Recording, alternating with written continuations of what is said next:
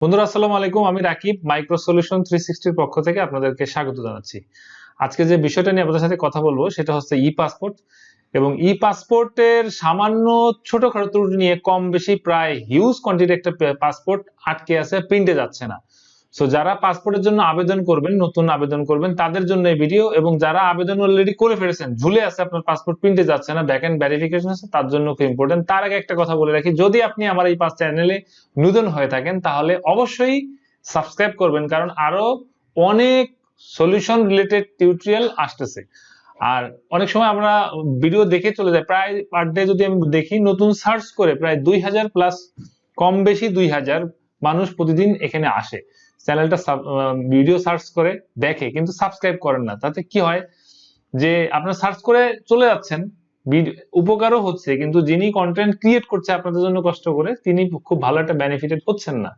So আপনি যে জিনিসটা করবেন সেটা আপনাকে বলছি, আপনি গুগল কিংবা হচ্ছে গিয়ে ইউটিউবে যে যদি আপনি সার্চ করেন মাইক্রো সলিউশন 360, আপনি ঠিক এই জিনিসটাই এভাবে পাবেন। এরপরে আপনি চলে যাবেন সরাসরি ইউটিউবে, বা ইউটিউবে যদি সরাসরি গিয়ে আপনি লেখেন মাইক্রো সলিউশন 360, সেক্ষেত্রে এই জিনিসটাই আসবে। আসার পরে আপনি এই সাবস্ক্রাইব বাটনটা ক্লিক করে দিবেন এবং বেল আইকনে ক্লিক করে দিবেন ফর নেক্সট আপডেট।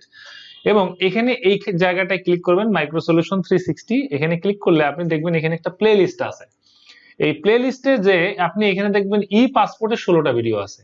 তারপরে যদি আপনি এডুকেশন নিয়ে, যদি আপনি ক্লাস 9 এর স্টুডেন্ট হয়ে থাকেন, তাহলে আপনি দেখবেন যে এখানে 9-10 এর ত্রিকোণমিতি আছে এবং 9-10 এর হিউজ কন্টেন্ট অলরেডি কাজ চলতেছে, আসতেছে।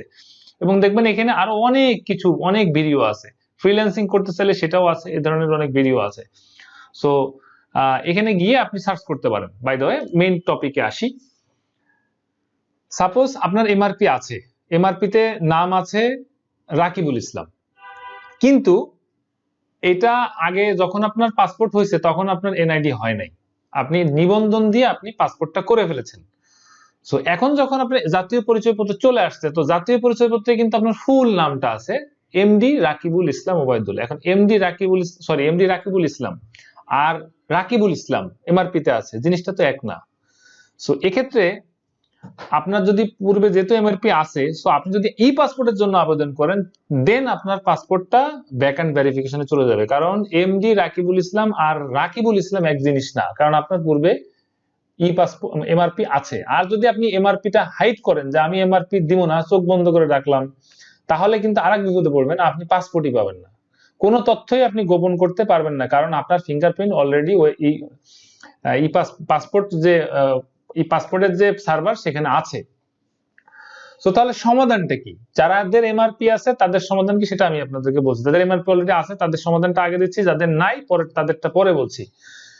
যাদের এমআরপি আছে তারা যেটা করবেন, আপনি অবশ্যই এনআইডি মোতাবেক আবেদনটা করবেন। কোনোভাবে পাসপোর্টটা, আগের পাসপোর্টে কি আছে ওটা ভুলে যান। কিন্তু আপনি আবেদনের লাস্টে দেখবেন আপনার একটা অপশন আছে যে এমআরপি আছে কিনা, সেটা আপনি ইয়েস করে ওই লাস্ট পাসপোর্টের নাম্বারটা আপনি অবশ্যই দিয়ে দিবেন, নাহলে ঝামেলায় পড়বেন। সো আপনি যেটা করবেন, আপনার যদি সার্টিফিকেট থাকে, যদি কোনো সার্টিফিকেট থাকে এনআইডি অনুযায়ী, সেই সার্টিফিকেটের সমস্ত কপিগুলো নিয়ে যাবেন যখন আপনি আইরিশ ফিঙ্গারপ্রিন্ট দিবেন। তাহলে আপনি ঝামেলাটা থেকে সমাধান, কিছুদিন আটকে থাকবে কিন্তু আপনি সমাধানটা পাবেন। এখন কথা হচ্ছে, যদি আপনার এমন হতে পারে যে আপনার কোনো প্রকার ডকুমেন্টস, মানে হচ্ছে গিয়ে জমির দলিল কিংবা আপনার সার্টিফিকেট নাই, তাহলে আপনি কি করবেন? সেক্ষেত্রে যেটা করবেন, আপনি নোটারি করবেন। নোটারি করে আপনি এইভাবে লিখবেন যে আমি যখন এনআইডি করেছি, এমআরপি করেছি, তখন আমার নাম ছিল রাকিবুল ইসলাম, কিন্তু আমার বয়স কম থাকার কারণে আমি জন্ম নিবন্ধন দিয়ে এমআরপি করেছি, এখন আমার এনআইডি আসছে এবং এনআইডিতে আমার নাম আছে, এবং বিস্তারিত ব্যাখ্যা দিয়ে নোটারিতে, তারপর আপনি নোটারি পাবলিক করে ওই জিনিসটা যখন আপনি আইরিশ দিতে যাবেন তখন ওই নোটারিটা ওটার সাথে দিয়ে দেবেন, তাহলে আপনি ই পাসপোর্টটা খুব আটকে থাকবে কিন্তু ই পাসপোর্টটা পাবেন। কিন্তু নোটারি যদি আপনি না দেন, বা এটা রিলেটেড, যে আপনার নাম যে চেঞ্জ হয়েছে রিলেটেড, তাহলে কিন্তু আপনি পাসপোর্টটা পাবেন না। এবার আসেন যারা নতুন আবেদন করবেন তাদের সমস্যাটা, তারা কিভাবে করবেন। সেম আপনার এনআইডিতে আছে, এনআইডিতে যে জিনিস যেভাবে আছে, এনআইডি এবং জন্ম নিবন্ধন এবং সার্টিফিকেটে যদি এরকম ভুল থাকে যে আপনার এনআইডিতে আছে রাকিবুল ইসলাম কিন্তু আপনার সার্টিফিকেট আছে এমডি রাকিবুল ইসলাম, তাহলে আপনার এখানে কিন্তু ভ্যালিড আপনার সার্টিফিকেট। আপনি সার্টিফিকেট দিয়ে আগে এনআইডিটাকে কারেক্ট করবেন, ঠিক করবেন, তারপরে ই পাসপোর্টের জন্য আবেদন করবেন। এবং যখন আপনার যে ইস্যু নিয়ে আপনি আবেদন যে প্রবলেম নিয়ে আবেদন করবেন সেই রিলেটেড যতগুলা ডকুমেন্টস আছে প্রমাণ করার মতো যে আপনার নাম এমডি রাকিবুল ইসলাম, সমস্ত ডকুমেন্টগুলো আপনি যখন ফিঙ্গারপ্রিন্ট আইরিস দিতে যাবেন ওই ডকুমেন্টগুলো ওখানে দিয়ে দিবেন এবং তাদেরকে বলে দিবেন যে আমি এই কারণে আমার নামের এই সমস্যা হয়েছে, যার কারণে আমি এই ডকুমেন্টগুলো সাবমিট করলাম। বিষয়টা হচ্ছে এই।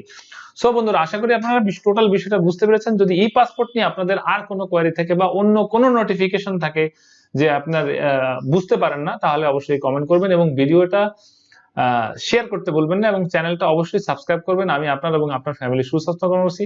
আসসালামু আলাইকুম, দেখা হবে নতুন কোনো সলিউশনস নিয়ে।